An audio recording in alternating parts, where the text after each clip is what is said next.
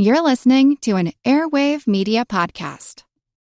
Hello, everyone. My name is Wesley Livesey from the History of the Second World War podcast. My podcast is a mostly chronological retelling of the Second World War, starting not with the beginning of the war itself, but almost 2 decades earlier, to try and determine why and how the nations of the world would find themselves in a worldwide conflict just 20 years after the devastation of the First World War. You can find History of the Second World War on all major podcast platforms or at historyofthesecondworldwar.com. So President Grover Cleveland vetoes 584 bills in his 2 presidencies. Franklin Roosevelt vetoes over 600. But now we're talking about President Obama's 6th or 7th veto of his 2-term presidency. What's going on here? Is the veto power shrinking? We're going to look at that. We're also going to look at the name that World War II almost got, which I think will surprise you, and comparing Donald Trump with Huey Long. First, it's the end of the year, and I would like to ask for your help for a couple of reasons. First, the small things like cost for websites. We've improved a website. We really have a premium website that costs per month. Hosting of files cost for magazine archives and various research materials that enable me to make sure I get everything when I'm looking at a subject. I have those because of the people who have supported My History Can Beat Up Your Politics in the past, and I appreciate your support. I'd also like to think that my own time is valuable, and I do imagine a future, it's not possible right now, but I imagine a future where I could devote more time to the cast, and that's only going to happen with your support. It'll only make the program better. So if you go to www.myhistorycanbeatupyourpolitics.com, there's a donate link. Donate $25, and we'll give you a link to the archive to My History Can Beat Up Your Politics, and that's going to have most of the programs that we've recorded since 2006. But wait, there's more. If you donate $25 or more, you will get the My History Can Beat Up Your Politics 6-pack. What is that? It's 6 transcripts of the program. It includes the 3 Umbrella Man casts, re-examination, rediscovery of Neville Chamberlain and Munich. All 3 parts, transcripts of those casts. Our cast on the veto from 2007, we're going to talk more about the veto today. This is the cast from 2007, the transcript of that. Transcript of our cast of the same year about the history behind the Brown versus the Board of Education system and its legacy. And our cast on objectivity in the media. You get 6 transcripts if you donate $25 or more. www.myhistorycanbeatupyourpolitics.com. You also get the archive. You know, it's the end of the year, and think about it just as you would support, say, your favorite public radio program. If you listen to this, consider donating. Your support helps.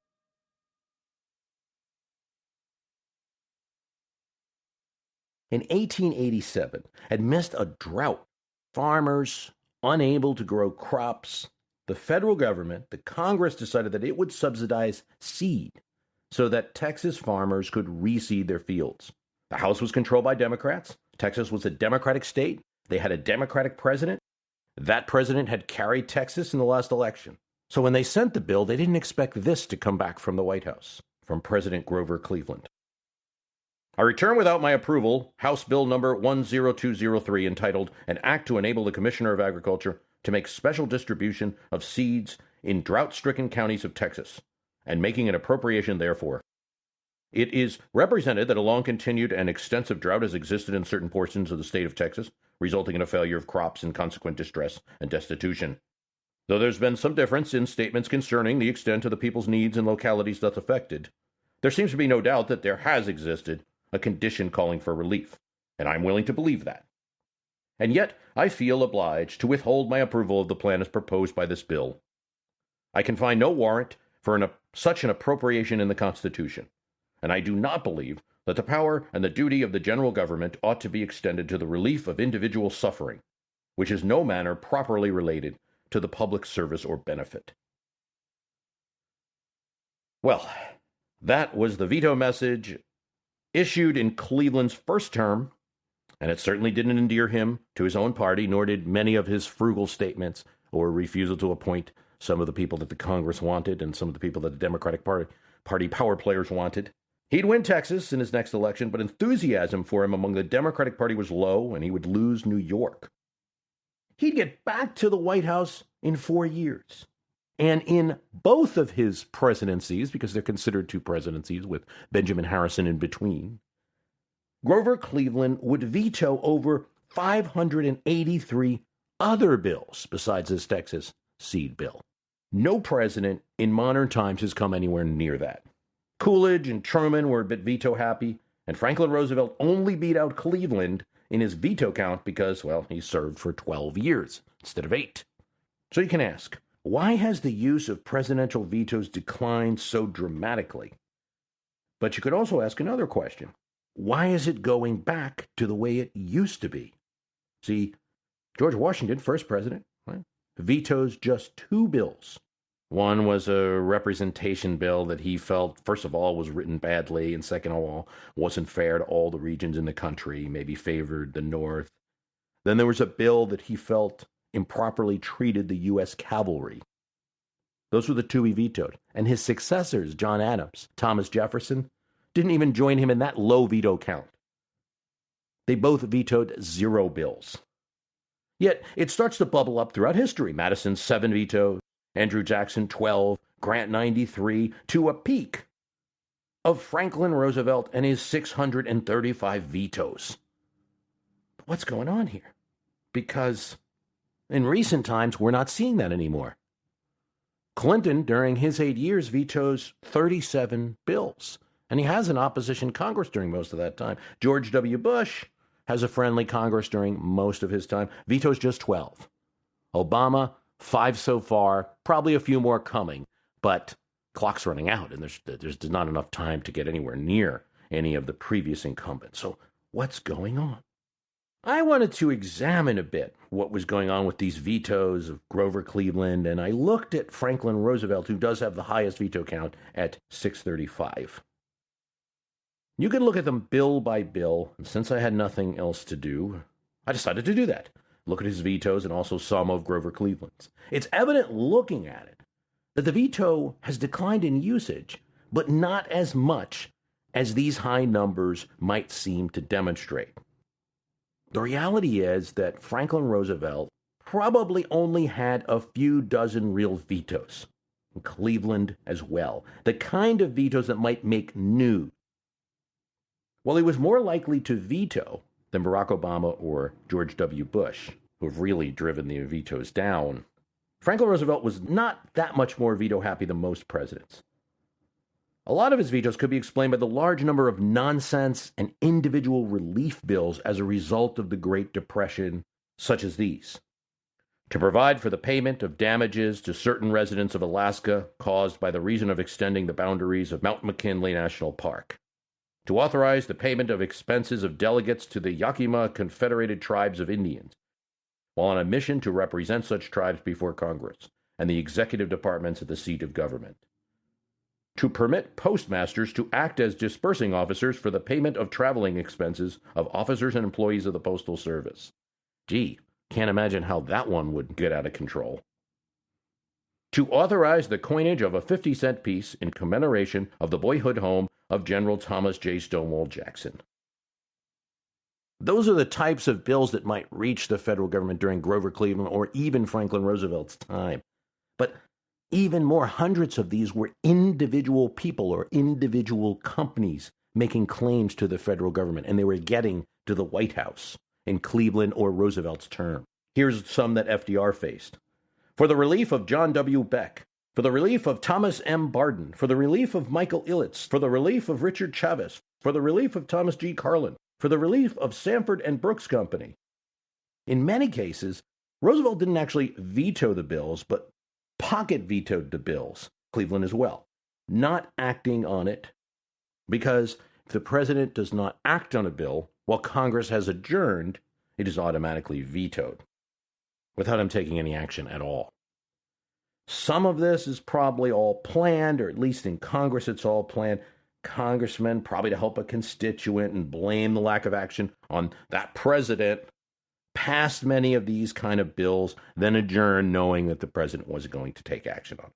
No one really wanted the bills passed, or at least no one in the majority of Congress really wanted to issue those funds. These type of individual relief bills were still being vetoed at the time of Ford and even Reagan, but just a few of them. Lately, though, if these type of bills exist, it's not getting through congressional committee. So if you look at things since FDR, I think we've been seeing less of that veto power. Truman, 250 vetoes. Eisenhower, 181. Time you get to Nixon, 43. Ford vetoes 66. And that was just in 2 years. And by the way, that was considered high, and there was a big issue made of it in the 1976 election. Carter, probably having just criticized Ford for doing that, doesn't issue more than 31 himself. Reagan issues 78, but that's 39 per term. George H.W. Bush, 44, Clinton, 37, G.W. Bush, 12, and Obama, 5 so far. So there's a trend towards less vetoing, even when those nuisance bills are concerned. I think that's the major factor from some of the 19th century and early 20th century presidents. The president's legislative system is more complicated now. Presidents are much more involved in budgeting, much more involved in legislation, their own lobbyist on the Hill. The Congress is also much more complex in how they deal with the president, and only for certain showy bills, such as the Planned Parenthood bill coming up or the repeal of Obamacare coming up, where the Congress is essentially saying, we know he's going to veto and we don't care. Those are the only things that are going to find the White House. I also think there's a change in how the presidency works and how the president views vetoes than would have happened in Grover Cleveland's day. Grover Cleveland was getting a lot of accolades in the press for vetoing. He was seen as like a budget cutter. I think it's highly risky in today's times to veto because there's a different conception of presidential power, that a good president works with Congress successfully. That's one of the ways that historians and even commentators and even the average person views with how a president's doing, right? We didn't see Carter as doing that well because he couldn't get along with Congress. Reagan did great because he got his bills through Congress. So if you're vetoing things, it may be that you're not working well with Congress. And also, the threat of override is present. And an override simply kills the president's clout. Nobody running a White House these days, and there's people running White Houses in a way that wouldn't have been present in the 19th, early 20th century, wants to see the president lose that battle. Another reason is the increased use of signing statements by presidents. So it's particularly George W. Bush and President Obama, who's really used them maybe a little less frequently, but in the same way. So the president will indicate how he's going to enforce the law and can kind of shape the law through his signing statement. That might mean in a few situations he doesn't feel like he needs to veto. It's very controversial. It's up to the Congress to continue oversight of the executive branch. So, few less vetoes, not as many as we think. The veto hasn't gone away, and it's still very much a factor in American law and politics.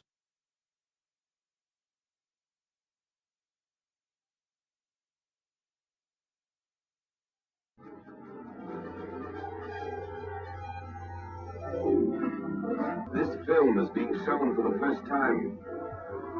It was captured from a German cameraman. He had taken it so that the German home front might gloat over the evidence of the success of Rundstedt's attack. In August, it was German convoys that were caught like this along the French roads.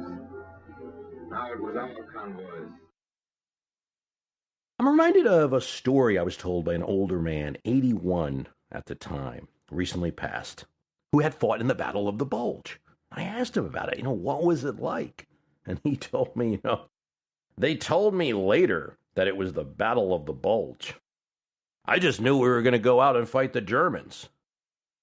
And I believe he might have said something about it being like brutal fighting, particularly dark, particularly bad weather, particularly hard that day, hard to see. The name, the Battle of the Bulge, came later.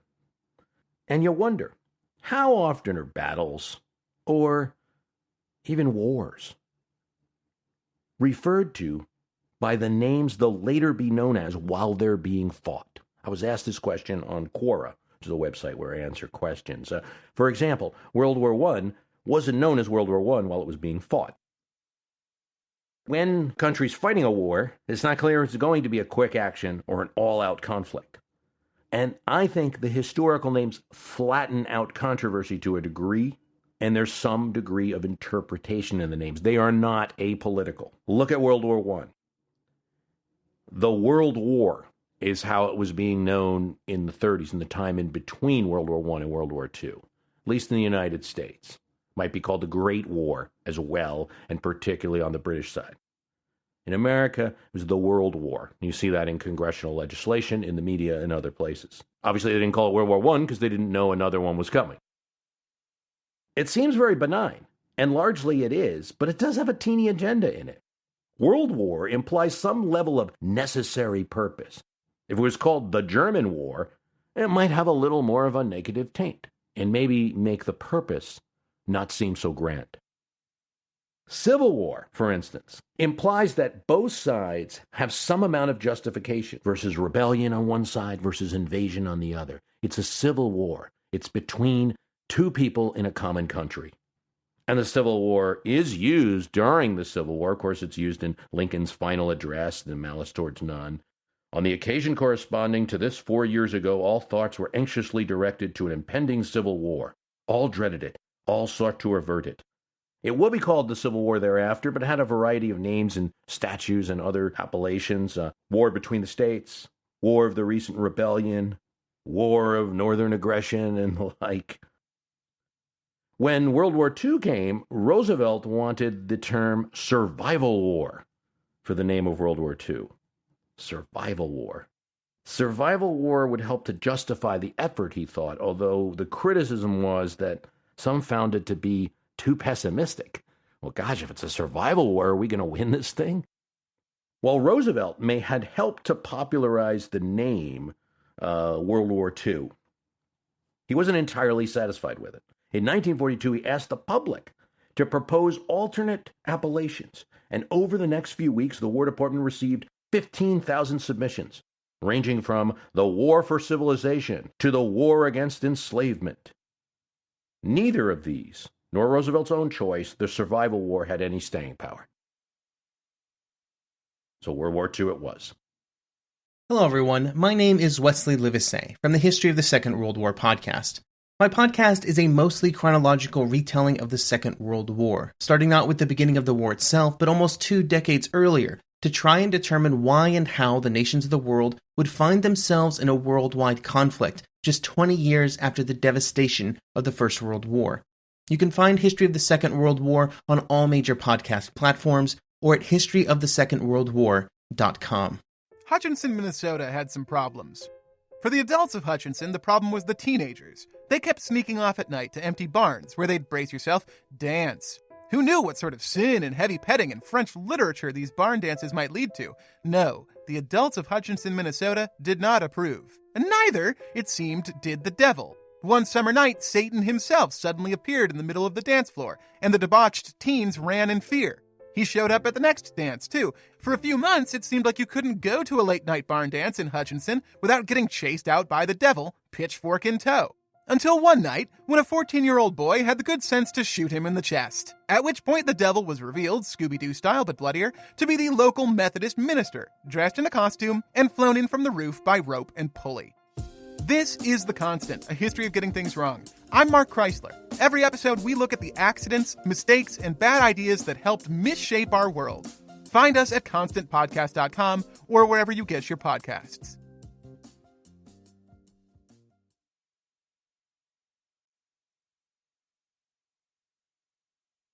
Well, any thought that Donald Trump would be gone by Labor Day, I think, has gone out the window.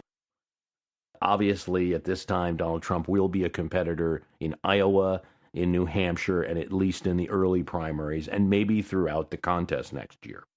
Many people, Pat Buchanan and others, have previously compared Huey Long to Donald Trump, and I don't think I was ready to take that comparison on, but given Trump's recent fairly outrageous statement, banning all Muslims from entering the United States. I think I should take it on. Here's what Richard D. White, the author of Kingfish, The Reign of Huey P. Long, told the Boston Globe. Long spoke directly to the people, and that is Donald Trump's appeal. It is a purely personal relationship with his listeners. It is not based on factual issues. So let's tell a bit of a story. I mean, in an odd way, I think you got to respect Huey Long, though I also think you have to fear anyone who kind of takes office and is a one-man uber leader. That's a little scary for any democracy. Long is a lawyer from a small Louisiana town, and he's just bristling with energy. He leaves law school early. He convinces them to give him a special oral exam so he can become a lawyer faster. Gets elected in 1918 to the Railroad Commission in Louisiana and began attacking the big railroads. He becomes the chairman of the Public Utilities Commission, wins a big lawsuit with a telephone company that sent thousands of dollars back to Louisiana telephone users all throughout the state. And when the telephone company appealed, Long himself represents the state in the Supreme Court of the United States and wins. Got well known for that. Campaigns for a candidate for governor in 1920, Parker, then turns around and calls him a sellout and a scoundrel, runs for governor himself in 1924. He went hardcore populist, especially against Standard Oil and the bourgeois society in the capital at Baton Rouge. The Louisiana government, he said, and consider that he had just supported the governor 4 years ago, was an orgy of corporate dictation. Long would not hold back from attacks. When he was opposed by a certain judge in the state who happened to be deaf, he said, "Some people claim to be honest because they're deaf." He didn't care about being a gentleman. He said to a friend, "I ignored the burglar's code among politicians." When he lost that 24 election, Long runs again in 1928, and he'd do something radical for politics at that time. He had a motorcade, his car and a few supporters' cars, but in the lead there would be a truck with giant speakers playing music and announcing his arrival. And that truck would get to town early, drum up a crowd. Then there was one behind him playing music, announcing Huey Long for governor. And he would do this all across the state. And it's one of those things that it must have been a sight if you were in a small rural town to see something like this all of a sudden, you know. And it's evidence to me that TV hasn't made politics more exciting, necessarily. It may have even flattened it. But back to Huey Long and Donald Trump, I think you're seeing some similarities here. See, the normal way to run in a state like Louisiana at the time we're talking about, the 1920s, Democrats totally control the state. You're only going to win in the Democratic primary. It's the only election that matters. It was to appeal to the party machine. And Long wasn't interested in that. Here's what he tells a friend. In every parish, there's a boss, usually the sheriff. If the local political boss had 40%, 40% were opposed to him. I'm going to go to every parish and cuss out the boss. That gives me 40%, and I'll house trade for the in-betweens. It certainly sounds like the Trump Twitter strategy, doesn't it? I mean, I could imagine if you had Twitter back then, @RealHueyLong. Sheriff Payne in Shreveport is a jerk. Hashtag, vote him out.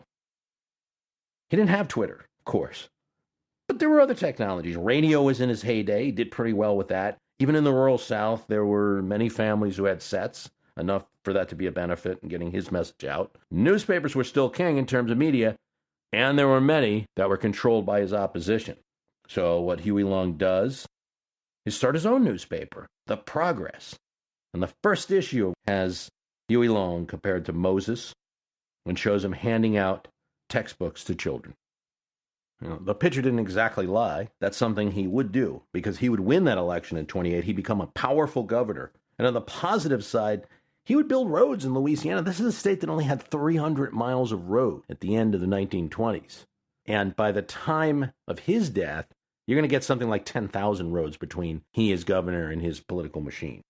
That's going to dramatically, and just to say, what's the big deal about roads? Well, this is going to dramatically cut the amount of time that trips take. It's going to cut the cost of doing business. It's going to save gasoline. maintenance cost on vehicles for the average person. It's a big benefit. And he is going to deliver textbooks to schools across the state. He's going to improve the state university, going to set up a charity hospital system. He passes 14 amendments to the Louisiana state constitution, overwhelmingly. And these are things like an income tax, getting rid of a poll tax. Some of the other southern states wouldn't get rid of poll taxes until the 1960s. Long does this. But he immediately starts running for Senate, wins in a landslide, gets to Washington. As a senator, he's wearing pink shirts, sometimes does interviews with reporters in his pajamas, anything to get reporters. He'd march into the Senate and say, "Fellow senators, you are among the unemployed and you do not know it." One of the comments is, some of the northern reporters couldn't believe that he would get space with the same gags that he pulled in Louisiana, but he got space nonetheless. Later, when he'd be asked about his share the wealth plan, someone said, "Well, how is this all going to work?" "You don't have to understand. Just shut your eyes and believe it." He was a difficult guy to work with, obviously, and he supported Franklin Roosevelt. That can be overstated. You hear that now, Long supported Roosevelt, but it was kind of more that he comes down to Warm Springs and then says, "Well, I'm supporting Roosevelt because I know he supports my redistribution of wealth plan." Roosevelt had made no statement of the kind. After the election, Long's taking credit for Roosevelt's victory, saying he carried North Dakota and several other Midwest states because he made speeches for Roosevelt. It didn't take long for things to get chippy between Huey Long and Roosevelt in 1933. FDR decides to undermine him by giving his enemies in Louisiana control of the federal patronage. Once he does that, it's over between Long and Roosevelt. So both Democrats, both considered in history very liberal people, totally against each other after the end of 1933. He starts issuing radio addresses, "Our growing calamity," "Our plundering government." Jim Farley, who was the Postmaster General and head of patronage for FDR, "A menace to clean government." You can see the same style in terms of Huey Long, what he was doing, and Donald Trump. And the hardcore difference between these two is that Huey Long was very much on the left, even if it was a kind of demagogue and perhaps leading to a dictator type of government, and Trump is on the right. Rather than attacking minority groups as a large part of his message, because Huey Long did engage in some of that, but much less. And this was noted at the time, noted by black leaders in Louisiana at the time, that he was engaging in a lot less of the kind of race baiting that would be part of any 1930s Southern campaign. The minorities that Long tended to attack were rich people, corporations, Baton Rouge society, bankers, the like. He insisted his programs were for all poor men, black or white. And he does incur criticism from the Klan because his programs are opened up to everyone, and he's employing black workers in the state highway program. He doesn't care. His book program is open to all schools. Now, at the same time, he's a Southern politician in the 1930s. He's going to label opponents using race, and he didn't make any special efforts when asked about the Civil Rights Movement. He said, "I ain't going to get into that fight." He also supported Haiti Caraway of Arkansas and campaigned for her and got her elected. Haiti Caraway was the wife of a senator who had died, ran in a special election in his stead. Nobody expected her to run for re-election, to really have a woman serving in her own right in the Senate. She decides she wants to run. Nobody in the Senate supports her. Nobody in Arkansas supports her. Huey Long comes up, campaigns for her, and you have a woman serving in the Senate, and she'd serve until the 1940s. We never got to see what it would have been like to have Long in the presidential race of 1936 because he was shot by a young doctor who was a part of a family of Long's opponents. That assassination ended his national campaign of Share the Wealth. We don't know how that would affect 36. I'm inclined to think not very much in real terms, because Franklin Roosevelt won that 1936 election in an electoral landslide, and voters were not yet ready to let in the GOP, but it was said that Huey Long had 7 million supporters across the nation. And this isn't just in Louisiana. This is all across the nation. He's got a lot of support in Pennsylvania, for instance. And there are share the wealth clubs all over the country. He could have caused some trouble, particularly, I think, if you had him continuously in 1935 and 1936 on the radio, in other places, undermining FDR and Jim Farley as corrupt, as ineffective, pointing out in a way the Republican opponents on the right couldn't, that the Depression was still bad. At the same time, Franklin Roosevelt had a strategy for this. He was planning to steal some of Long's thunder, and he did. One of the reasons for an enhancement in the WPA program, in the Social Security program that was passed in 1935, was to combat the efforts of Long, of Father Coughlin. Let's look at Trump. I think it's in kind of the same zone of impact on an election right now. Washington Post poll recently has about 17% of Republicans who say they'll vote for Trump no matter what. And that's interesting because at the same time that he's getting that, and he has this kind of group that's enough to keep him leading a lot of the polls, he's got the 17% hardcore support, and then he's Haas trading for the rest, getting a few extra points and winning most of these polls so far. He's certainly incurring the wrath of the party, just like Long did, and the other candidates, just like Long did. You could say that Trump, with 17% of hardcore Republicans, it's anywhere from like 11 to 15 million supporters. On the very high side, maybe as high as 20 million. That's enough to cause some trouble, enough to light up Twitter, enough for people to get involved. If you make any kind of statement against Trump, you're going to see a lot of comments. It may be, depending how he handles it, enough to build an organization that's going to win caucuses in Iowa and win primaries in other states. He's got 5 million Twitter followers, about 200K more than Hillary Clinton, though I suspect both have a lot of people who aren't really supporters, but are just interested in seeing what they say every day. So I see him right there. Can cause a lot of trouble in a really difficult scenario to imagine. Could even take that 17% and get the nomination. So many candidates in that GOP field, particularly Ben Carson, who keeps taking away this anywhere from 10 to 20% support for him. And that's denying support to the other candidates who are holding elective office, who might have a more realistic chance of the nomination. I think in an odd way, Carson's been bolstering Trump. So we'll see what happens with that dynamic. It's going to probably take a few people getting out of the race for Trump to lose support.